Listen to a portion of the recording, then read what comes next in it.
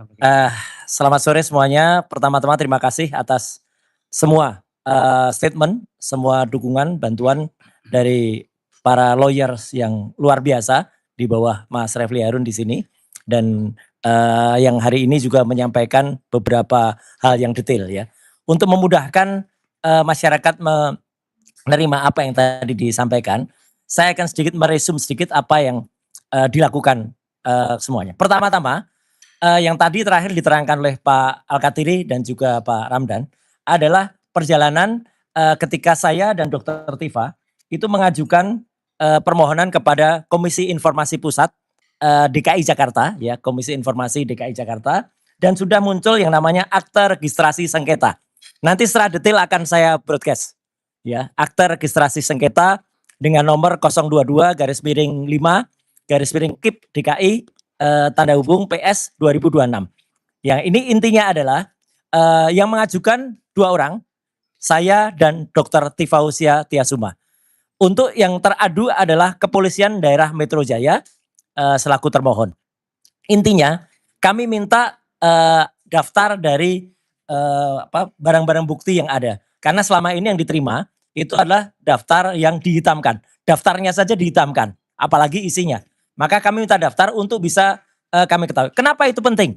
Ini sangat berhubungan dengan statement Dr. Tifa di tempat ini kemarin, ya. Jadi ini sekaligus menegaskan kita ini semua sama, ya. Baik tim TPDT, Troya, Tokham maupun juga tim dari teman-teman sebelah ya, timnya Pak Kosinudin. Semua gerakannya adalah sama, hanya tempatnya saja yang berbeda. Dr. Tifa kemarin mengatakan yang kita pentingkan adalah 3C. Nah, sekarang saya terangkan apa itu 3C. 3C yang pertama adalah clean dokumen. Jadi apa? Yang nanti kita butuhkan adalah dokumen yang benar-benar bersih. Dokumen yang bukan dokumen yang asal diunggah. Selama ini kita percaya begitu saja bahwa dokumen yang diunggah adalah dokumen milik Dian Sandi. Meskipun Dian Sandi akhirnya meminta maaf kepada yang Dian Sandi. Sorry. Nah ini. Ketika Dian Sandi mengatakan itu milik Joko Widodo, tapi sebenarnya file ini hanya 76 kilobyte. 76 kilobyte inilah yang akhirnya menjadi masalah antara peneliti muda yang luar biasa berbakat, topi merah, dengan salah seorang yang dulu pernah menjadi bagian dari kita tapi kini sudah membelot dan menjadi pengkhianat, yaitu Dr. Eng Rismond Hasilan Sianipor M. Eng. Ya, harus begitu cara ngucapinnya. Soalnya dia minta disebut namanya secara jelas. Kalau si Omon atau zombie marah, ya udah Dr. Eng. Ya. Nah itu. Kenapa? Kemudian Dr. Eng tadi bisa menampilkan yang namanya emboss. Gak mungkin.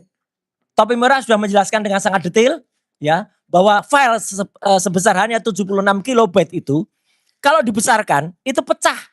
Logikanya sederhana. Teman-teman dapat WA, gambar di WA yang ukurannya hanya di bawah 100 kilobyte, coba dicetak poster atau dicetak spanduk. Pecah. Itulah makanya yang namanya emboss dan watermark yang ada di presentasinya Dr. Eng tadi palsu. Itulah makanya itu bukan clean dokumen. Ya.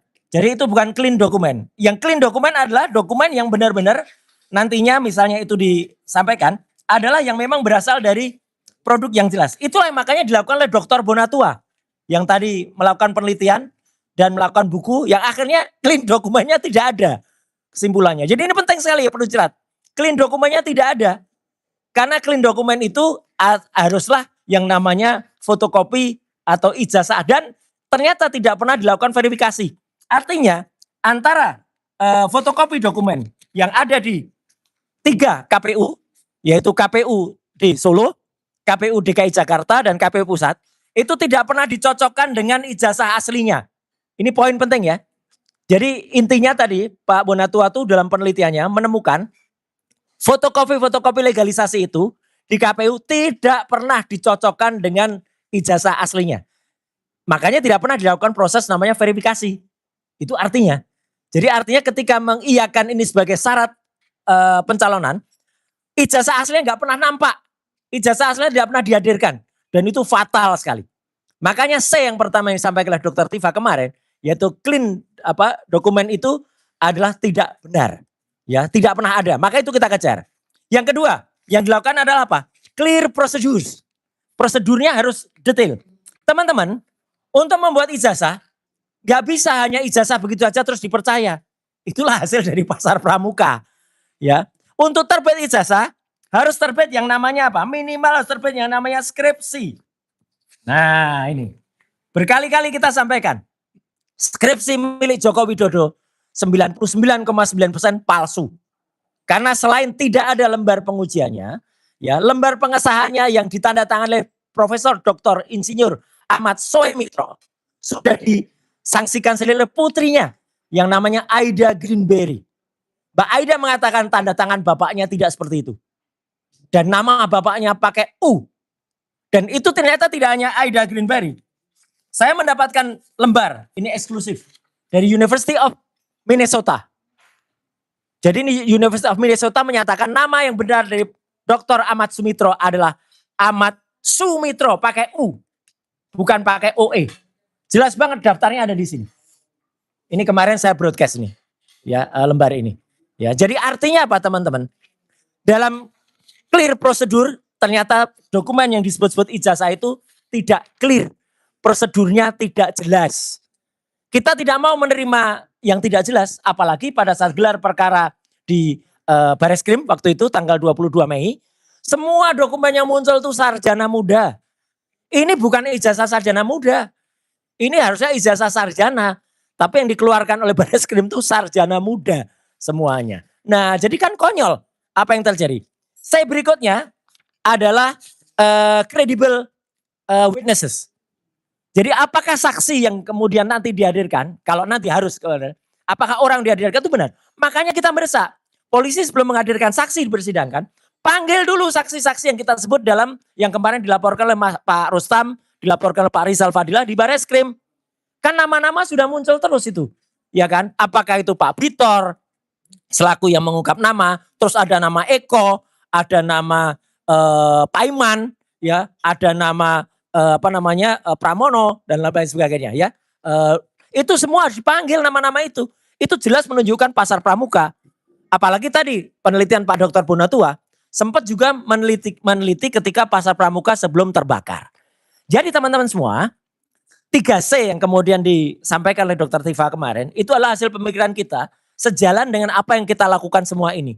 Makanya secara detail Pak Dr. Bonatua meneliti soal ijazah yang ternyata tidak pernah ada, kemudian dari KIP Pak Al-Katiri dan teman-teman mengejar ke sana ya, Pak Al-Katiri dan Pak Ramdan, Pak Dr. Bonatua dengan Pak Komarudin, kemudian di CLS kita gugat yang namanya prosedur, karena itu penting banget menggugat prosedur di CLS, karena seperti tadi yang disampaikan Mas Refli dan juga Pak Dr. Didit ya, Polda Metro Jaya telah menyisipkan pasal-pasal yang paling fatal adalah pasal 32 dan 35. Yang dari Undang-Undang ITE, yang itu sebenarnya sangat-sangat fatal karena itu sangat-sangat diselundupkan karena tidak ada yang kita lakukan terhadap dokumen ini. Karena yang beredar itu adalah dokumen milik Dian Sandi dan dokumen milik Dian Sandi pun itu ya tidak asli. Kalau pasal 35 berarti kita membuat dokumen itu seolah-olah asli, padahal tidak sama sekali. Nah, jadi itu inti yang ingin disampaikan pada saat ini, dan saat ini juga saya ingin menyampaikan teman-teman semua. Hari ini sudah hari Jumat, tanggal 15 Mei. Dan Jumat ini adalah hari biasanya terakhir dalam pekan ini. Dan saya ingin menantang juga, atau kami ingin menantang ya, omongan-omongan atau celoteh para termul yang mengatakan bahwa minggu lalu pasti, bahkan ada yang mengatakan awal minggu depan sudah P21. Ya, bahkan ada Mak Lampir yang jarinya selalu pakai cincin banyak yang tangannya bisa masuk ke ijazah yang katanya embus itu. Mengatakan 1000% minggu depan terbit P21. Dari mana 1000% itu, hampir kayak si omon-omon aja 11.000 triliun persen. Ya, omon-omon itu. Ya, jadi artinya apa? Omong-omongan mereka, termasuk omongan dari seorang advokat ini ya. Advokat. Bukan, kalau advokat itu lawyer. Ini advokat. Ya. Nah, ya, advokat itu apa? Advokat itu busuk, ya. Nah, ini juga sama. Saya pastikan. Begitu. Saya sudah sumbernya, saya sudah A1. Sudah pegang saya. Pegang apa? Ya. Orang kalau terbiasa bohong tuh ya kayak junjungannya tuh tukang bohong semua, ya. Jadi dan ini sekarang selalu bikin, ini komentar yang terakhir, komentarmu mewakili isi hatimu. Apa gini ya? Status kok kayak gini ya? Ini orang namanya Andi Asuhan ini ya.